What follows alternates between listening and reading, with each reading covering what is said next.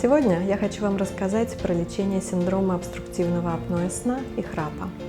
Лечение любых расстройств сна начинается с диагностического обследования, с золотого стандарта, с полисомнографического исследования. Это исследование нам помогает поставить точный диагноз храпа. То ли это храп как звуковой феномен, который мешает спать окружающим, то ли это уже предвестник болезни остановок дыхания во сне, которая наносит вред непосредственно самому человеку.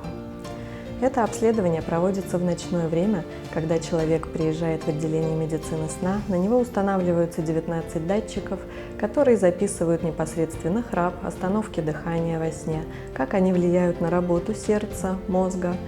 И все это записывается на видеокамеру. По результатам этого обследования врач принимает решение по поводу дальнейшего лечения храпа и синдрома обструктивного апноэ сна. Если это легкие формы храпа, применяются позиционные, медикаментозные, оперативные методы лечения.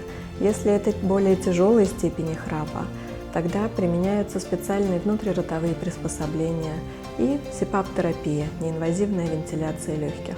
А также практически при любых степенях тяжести храпа эффективна гимнастика, укрепляющая мышцы глотки, а также специальный тренажер для укрепления мышц мягкого неба. Лечение храпа может проводиться как амбулаторно, так и в рамках 12-дневной программы с пребыванием пациента в санатории Барвиха.